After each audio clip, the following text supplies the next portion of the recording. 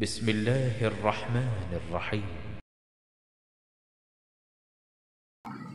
তাই আল্লাহ রাব্বুল আলামিন বলছেন যে আমি তোমাদেরকে যে রিজিক দান করেছি, এই রিজিক থেকে তোমরা মৃত্যু আসার আগে আগেই আল্লাহর পথে ব্যয় করো।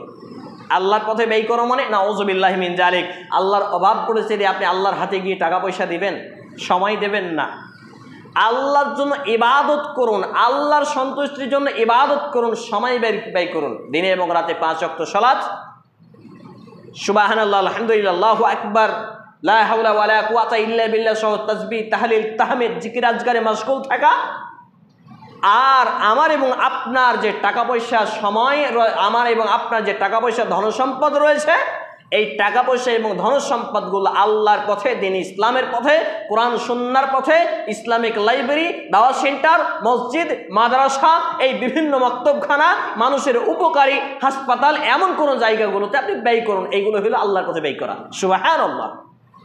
কিন্তু তোমরা যদি তা না করো, আল্লাহ তাআলা বলছেন যে মৃত্যু আসার আগে আগেই যদি তোমরা এইগুলো ব্যয় না করো, তাহলে কি করা হবে? তোমরা মৃত্যুর পূর্ব মুহূর্তে এসে আফসোস করবে, আকাঙ্ক্ষা করবে যে আল্লাহ তাআলা ওয়া আনফিকু মিম্মা রাযাকনাকুম মিন ক্বাবলি আইয়াতি আহাদাকুমুল মাউত ফায়াকুল রাব্বি লাউলা আখরতানি ইলা আজালিন করিবিন ফাআসাদ্দাকা ওয়া আকুম মিনাশ সালিহিন। মৃত্যুর ফেরেশতাকে দেখে মানুষ যখন আতঙ্ক হয়ে যাবে, তখন শুধু বলবে, আল্লাহ আমাকে আর একটু সময় দিন, আমাকে আর একটু সময় দিন, আর একটু সময় বাঁচিয়ে রাখুন, তাহলে আমার ধনসম্পদ সবগুলোকে ব্যয় করে দেব, দিন ইসলামের পথে খরচ করে দেব। আর কি করব?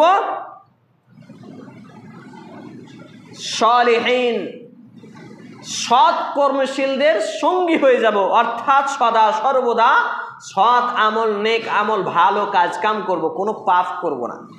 কিন্তু আল্লাহ তাআলা বলছেন ওয়ালাই ইউআখিরুল্লাহু নাফসান ইযা জাআ আজালুহা ওয়াল্লাহু খাবীরুম বিমা তা'মালুন।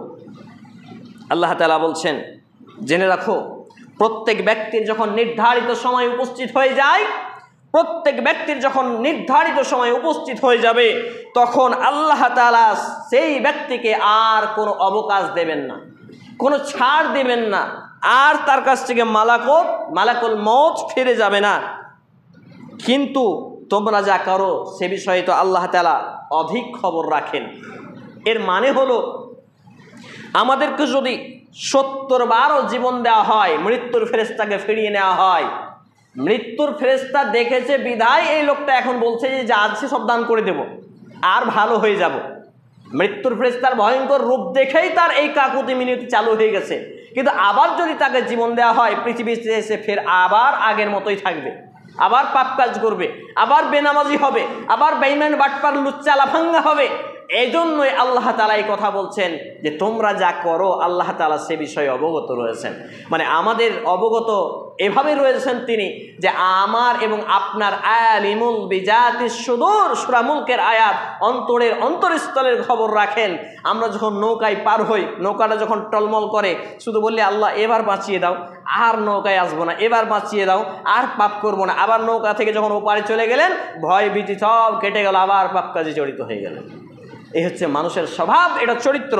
সম্মানিত উপস্থিতি ভাই এবং বন্ধুগণ, তাই আল্লাহ রাব্বুল আলামিন সূরা আল ওয়াসিয়া 88 নম্বর সূরা 30তম পারা 597 নম্বর পৃষ্ঠা আয়াত নম্বর 7 জানিয়েছেন, লা ইউসমিনু ওয়ালা ইউগনি মিন জু।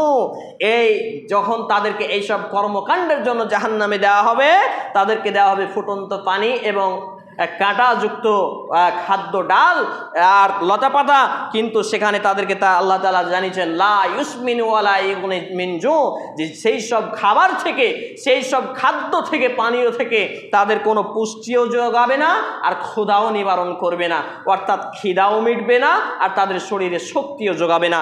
চিন্তা করে দেখুন তাহলে আমার এবং আপনার পরিণতি কি হতে পারে। এর পরেও কি আমরা দিন ইসলামের পথে, আমরা রবের দিকে, আমরা ইসলামের দিকে ফিরে আসবো না? অবশ্যই আমাদেরকে ফিরে আসতে হবে মৃত্যু আসার আগে আগে। আলহামদুলিল্লাহ।